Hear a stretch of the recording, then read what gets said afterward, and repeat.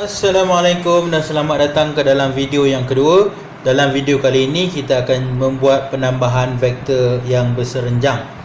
Maksudnya vektor yang dalam keadaan berserenjang bersudut tegak antara satu sama lain. Okey. Jadi pertama sekali kita nak buat penambahan vektor A dengan B, kita nak tunjuk melalui lukisan dahulu. Alright, jadi macam mana kita menambahkan vektor B kepada vektor A? So sekiranya kita membuat penambahan A tambah B, so kita akan lukiskan kita punya vektor A dahulu. Ini vektor A kita bersamaan dengan 6x, panjangnya 6 pada arah x ke sana. Kemudian ditambah pada vektor B. Okey, sekarang vektor B bukan lagi pada arah yang sama, tapi arah yang berserenjang dengan vektor A. Jadi macam mana kita nak tambahkan? Caranya mudah aja, cuma kita gerakkan vektor B ni, kita sambungkan sahaja pada vektor A. So, kita akan sambung vektor B di sini. Dan kita lukis arahnya sebagai 4y. Okey, bermaksud sekarang ni kita ada dua vektor yang berserenjang. So, ini adalah penambahan vektor yang berserenjang, dan hasil tambah bagi penambahan vektor yang berserenjang adalah satu vektor. Ingat tak tadi kita sentiasa lukis hasil tambahnya daripada titik asal kan? So ini adalah kita punya origin. Kita akan lukiskan daripada titik asal terus kepada hujung vektor yang terakhir. So ini adalah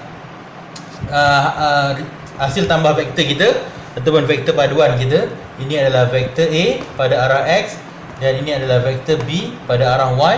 Jadi hasil tambah vektor A dan vektor B saya katakan sebagai C.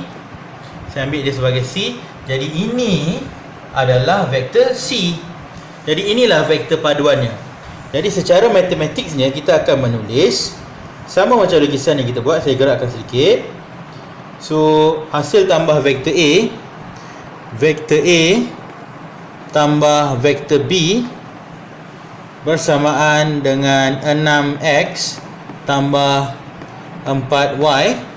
Jadi A tambah B kita ambil sebagai satu vektor baru, vektor C, bersamaan dengan 6x tambah 4y. Jadi inilah hasil tambah vektor yang baru, vektor ini, vektor C. So apakah vektor C? Vektor C adalah 6x tambah 4y. Boleh? Jadi itu adalah hasil tambah bagi vektor yang berserenjang.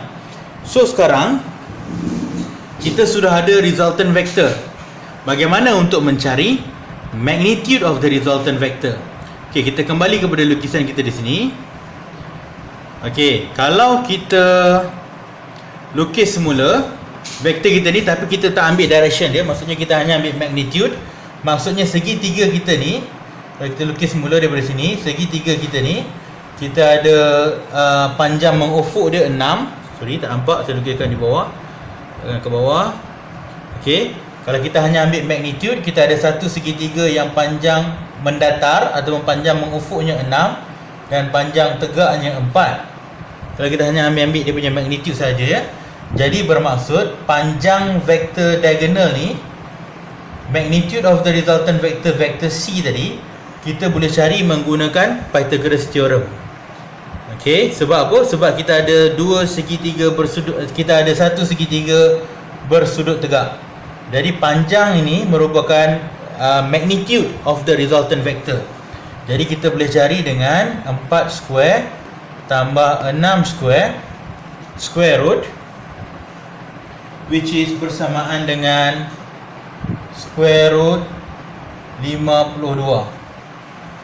Okey, bermaksud panjang segitiga, panjang diagonal line kita ni adalah bersamaan dengan square root 52. Bermaksud magnitude resultant vector kita, semula saya gerakkan ke sini. Bermaksud magnitude resultant vector kita, magnitude of C ataupun panjang C, disebabkan dia adalah segitiga bersudut tegak. Jadi panjang dia ni, panjang C ini adalah vektor C. Jadi panjang C adalah square root 52. Square root 52. Sekarang bagaimana kita nak menentukan direction of vector C?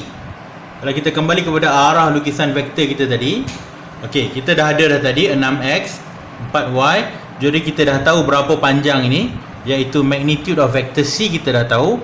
Sekarang ni apa arah vector C? Dan macam mana kita nak tentukan arah vector C?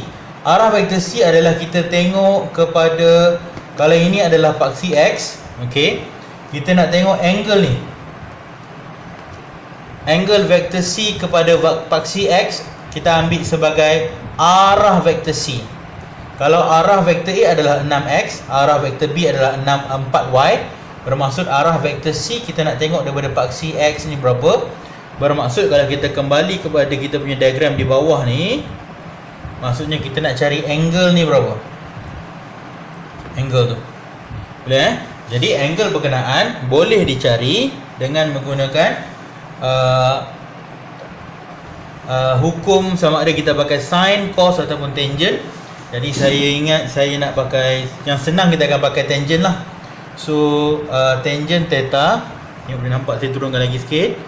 So tangent theta, so kita tulis tangent theta equals to y over x. Y over x equals to 4/6. Okay, so ini kita tulis betul 4/6 bermaksud theta bersamaan arc of tangent bersamaan dengan 33.69 degree. Ini merupakan angle theta ini, which sama juga dengan angle theta yang di atas. Jadi itu kita akan ambil sebagai direction of vector C. Jadi macam mana kita nak tulis? Okey, kita pergi balik pada sini. So kita padam sikit bahagian ni supaya kita ada ruang untuk kita tulis. Jadi kita akan letakkan value theta tadi 33.69 degree. Tapi tak cukup. Kita perlu nyatakan bahawa angle ini adalah berada, kalau kita tengok pada gambar rajah ini, dia berada ataupun ini dia berada di atas paksi X. Jadi kita akan tulis dekat sini above. Okey, sebabkan X ada dua axis, positif dan negatif, jadi kita perlu nyatakan above positif ataupun above negatif. Jadi dalam kes ni dia adalah above positive X axis. Okey, baru lengkap. Okey, sama juga macam proses tadi, cuma proses kali ini melibatkan Pythagoras theorem untuk mencari magnitude dan hukum sin, cos ataupun tangent untuk mencari arah.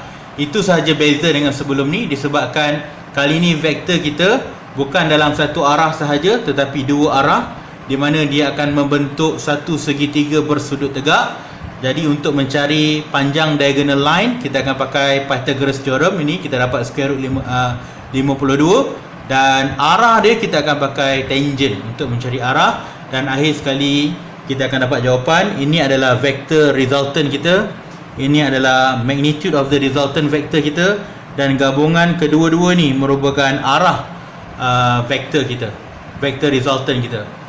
Okey, itu sahaja saya rasa. Lepas ni kita akan buat lagi satu contoh untuk penambahan vektor yang berserenjang. Dalam contoh kali ni kita ada dua vektor yang sama juga macam tadi, A dan B, cuma A panjang vektornya 6, cuma arahnya adalah pada arah negatif X, manakala B pula panjangnya 4 dan arahnya adalah pada arah negatif Y. Jadi kita nak buat penambahan vektor ni, so kita lukis dahulu macam mana kita nak buat penambahannya. Okey, jadi kita ada vektor A, kita lukis vektor A, arah dia negatif 6, negatif 6x. Okey, kemudian pada hujung A kita akan tambahkan vektor B, dan arah vektor B adalah ke bawah. Alright, so negatif 4y.